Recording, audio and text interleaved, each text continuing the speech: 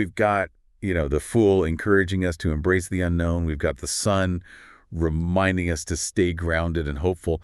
But how does this actually translate to using tarot for self-discovery? What's the practical application here? Right. So we've talked about individual cards, but one thing I've always wondered about is how different cards interact with each other. Is it like a recipe where, if you get this card and this card together, it means this specific thing? Yeah, that's where the concept of spreads comes in, right? It's not just about pulling one card. It's about arranging multiple cards in a specific pattern to get a more, nuanced reading. Okay, so like a tarot puzzle. Kind of, yeah. Is there an example of a spread in any of the material we've got here? Yeah, in that book on interpretations, they talk about the Celtic cross spread, which uses 10 cards to explore kind of various aspects of a situation, like, the present, the challenge, past influences, even potential outcomes. Wow. So it's not just okay, this one card represents this one thing, but you're kind of seeing how all these different cards play off of each other. Right. It's like looking at a map instead of just a single landmark. Right. You're getting a sense of the terrain, the different paths available, potential obstacles, That makes sense. So let's bring this back to self-discovery, though. Okay. How can using spreads, actually help someone understand themselves better? Well, let's say you're feeling stuck in a rut, right? You could use a spread to explore, what are the underlying causes of that feeling? One card might represent your fears, another your desires, another, the external factors that are influencing your situation. It's like a self-reflection tool almost, helping you kind of unpack all the different layers of your current state of mind. Exactly, yeah. And by kind of understanding those layers, you can maybe start to see patterns or, identify those limiting beliefs that are holding you back, or even uncover hidden potential. Yeah, absolutely. That's really cool. But I imagine it could be a little overwhelming too, especially for beginners. Do you have any tips for someone who's, maybe wants to start working with spreads but isn't sure where to start? I would say start simple, There are plenty of resources online that offer kind of easy to follow spreads for beginners, and don't feel like you need to memorize every possible combination or interpretation. Right. Trust your intuition. Exactly. It's like learning a new language. You don't need to know every single grammar rule before you can start speaking, right? Totally. You kind of learn as you go. Yeah, and remember, the most important thing is to approach tarot with a sense of curiosity and openness. It's not about finding definitive answers, but rather about sparking a conversation with your inner self.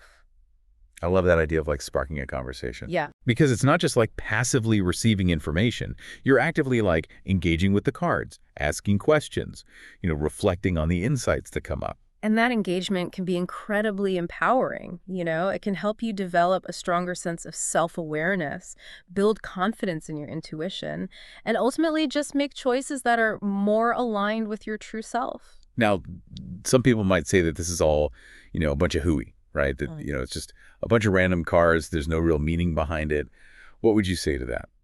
Well, I think it's important to remember that, humans have been using symbols and archetypes for centuries to make sense of the world and our place in it, right? Right. Tarot is tapping into that rich tapestry of symbolism. Like those myths and stories that have been passed down through generations, right? Exactly. They might not be, literally true, but they contain these universal truths about the human experience. Yeah. Yeah, and even if you don't believe in any kind of mystical or spiritual aspects of tarot, you can still appreciate the psychological insights that it offers. Right, so it's almost like a tool for unlocking the subconscious mind and revealing those patterns and motivations that we might not be consciously aware of. Right, exactly. And those revelations can be so valuable for personal growth, for self-understanding. Absolutely. So as we kind of wrap up this part of our deep dive, what's the key takeaway that you want our listeners to remember about using tarot for self-discovery?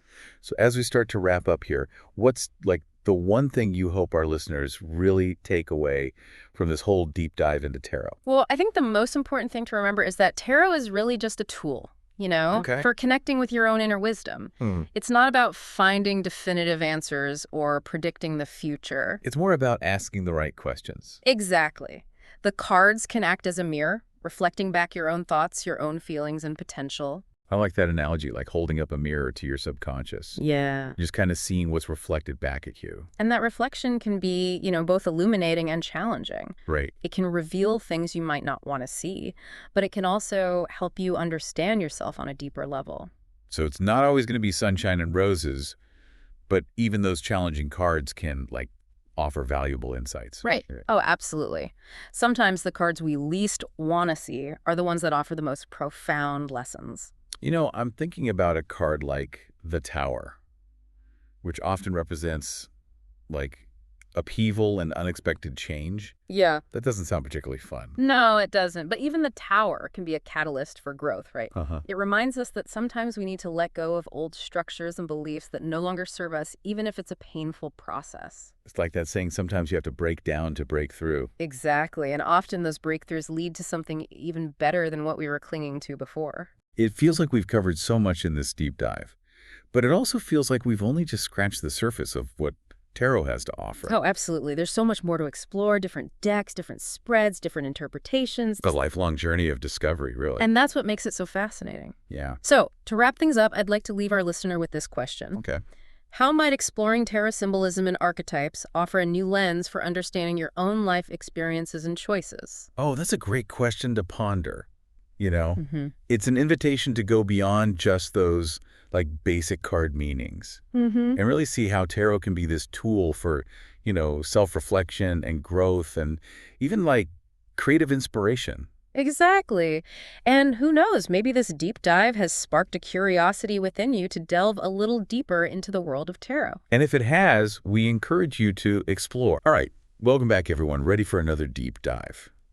Today, we're going to try and tackle something pretty fascinating, something I've always wanted to dig into a bit more. Oh. Tarot cards. Ooh, very cool. Yeah. Now, of course, I know a lot of you out there are familiar with, the basics, right? We've got 78 cards. You've got your major and minor arcana, all that. Yeah.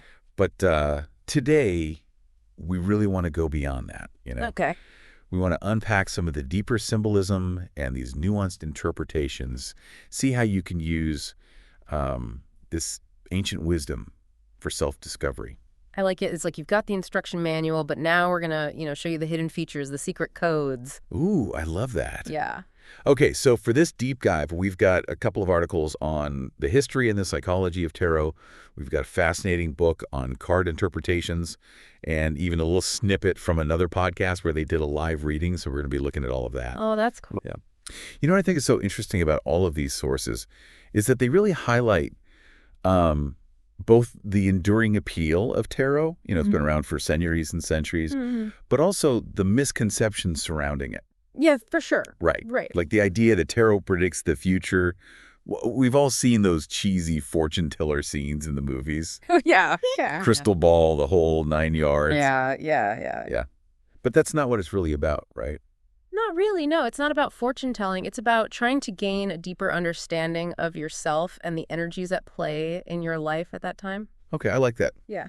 So let's get into some specifics here. Yeah. We've got this live reading from this other podcast, and the host pulls the Fool card, and she kind of have a mixed reaction to that, understandably. Yeah. The Fool, yeah. It's a really interesting card because it really embodies this idea of new beginnings, taking that leap of faith into the unknown. Right.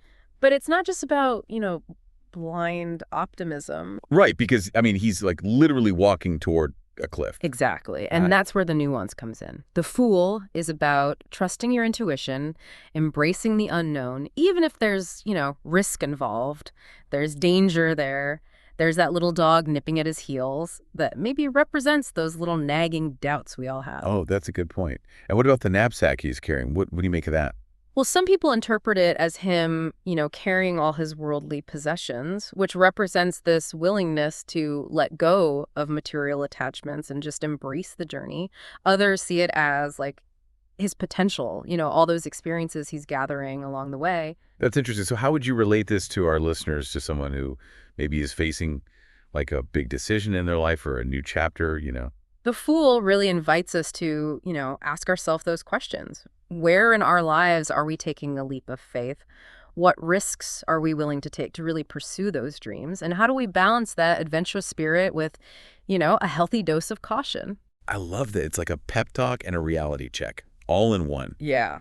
Now, in that same reading, they also pulled the Sun card, which, generally speaking, is considered a positive card, right? Yeah, the sun is associated with joy, with success, with vitality, that feeling of being radiantly alive. Yeah. But again, there's more to it than just, this surface level happiness. This is where I get a little confused sometimes. It seems like every card can kind of have a good side and a bad side. Uh-huh. So how do you know which one applies to your situation? Well, and that's the beauty of tarot is that these cards are really like mirrors. They reflect back your own energy and potential. Right. So the sun might represent, you achieving your goals, feeling radiantly alive, but it can also be a reminder to not get blinded by that success and stay grounded.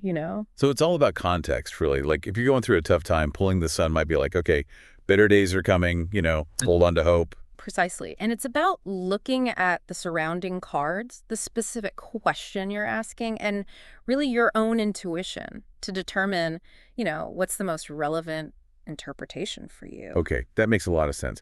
So there's this whole universe of symbolism and wisdom and self-discovery waiting to be uncovered. Until next time, keep seeking, keep questioning, and keep diving deep.